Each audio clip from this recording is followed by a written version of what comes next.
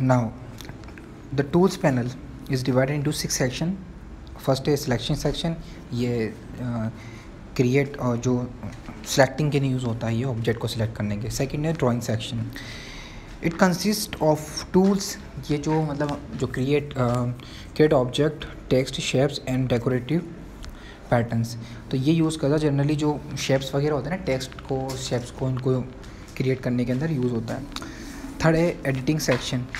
ये भी कंसिस्ट करता है वो टूल्स जो कि एग्जिस्ट ऑब्जेक्ट को एग्जिट करने के लिए. मतलब मान लो आपने कोई अपना एक ऑब्जेक्ट बनाया है, कोई भी एक शेप बनाया मान लो, उसमें आपको लग रहा है कि नहीं कोई कमी है, या कोई अमेंड करना है, या कोई इम्प्रूवमेंट करना है, तो आप इसका यूज़ करके क्या कर सकते हो, उसमें मतलब चेंजेस कर सकते हो. The view section consist of tools that are used pan and zoom in और आउट. मतलब जूम करने के लिए यूज़ करता है, जैसे जूम को इन करने के लिए या आउट करने के लिए, बढ़ाने के लिए, या उसको पिक्चर को साइज़ छोटा करने के लिए. कलर सेक्शन के अंदर आपको पता ही जनरली नाम से बस चल रहा होगा, इसमें कलर सेक्शन मतलब इसमें कलर्स फिल करने के लिए हम यूज़ करते हैं. लास्ट है ऑप्शन सेक्शन. और tools panel display the options and models of the selection.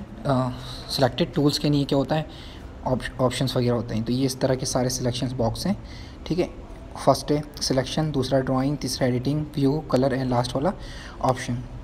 इसके अंदर सारे ऑप्शन रखें. उसके बाद है types of files in flash. किस तरह की फाइल्स होती हैं. There are basically 2 type files in flash. उसके अंदर क्या होता है डॉक्यूमेंट्स को, एक तो होता है .fla extension, you can open and make changes to any .fla file. ठीक है, एक तो इस तरह की फ़ाइल बनती है. दूसरी फाइल बनती है .swf एक्सटेंशन के साथ. इसको क्या कर सकते हैं, सिर्फ और सिर्फ क्या कर सकते हैं, इसको हम देख सकते हैं. मतलब यूज़र कैन सी. ठीक है, यूज़र कैन ओनली व्यू कर सकता है उसको, ना कि उसको उसमें एडिट कर सकता है. तो ये 2 तरह की फाइल है. जब हमें इस तरह की कोई फाइल बनानी है जिसमें कोई भी एडिट नहीं कर पाए ना, तो हम ना कोई और, तो क्या हम कौन सी फाइल यूज़ करेंगे, .swf एक्सटेंशन यूज़ करेंगे. और जब हमारे को इस तरह की फ़ाइल बनानी है कि जो मतलब आसानी से उसको बाद में भी एडिट किया जा सकता है, तो .fla एक्सटेंशन की यूज़ करेंगे.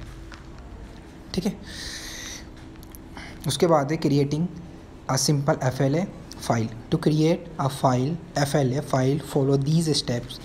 Choose new option from file menu. In the new document dialog box, the ActionScript 3.0 file type is selected by default. ठीक है, ये डिफ़ॉल्ट होती है. अगर हमें कोई और सेलेक्ट करना हो तो उसमें हम क्लिक कर लेते हैं. ठीक है, use the work space drop down menu located on the upper right of the screen to select the essential workspace layout option. The step ensure that the layout of the panels in Flash Professional match the arrangement of the panels display in the screenshot. ठीक है, तो इस तरह से. चौथा है आपका click the properties tab in the upper right side of the user interface. View the properties in inspector which displays the stage property in the file.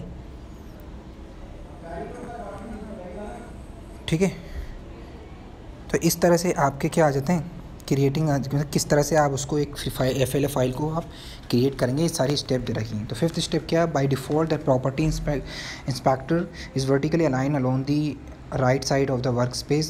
The size section display the current size setting as 550 into 400 pixels. ये pixels होते हैं, मतलब किस तरह की quality होगी picture की जो हम तैयार करेंगे. Stage background colour switch and selecting a different colours colour. ठीक है, ये भी हमारा अलग डिफरेंट के मतलब बैकग्राउंड अलग और वैसे अलग. Choose save option from menu and select the location to save, जहाँ हमको सेव करनी, जैसे जनरली जो फाइलें सेव करी जाती हैं जिस तरह से ये फाइल भी इस तरह से सेव हो जाएगी. ठीक है, आगे पढ़ेंगे drawing a circle on the stage.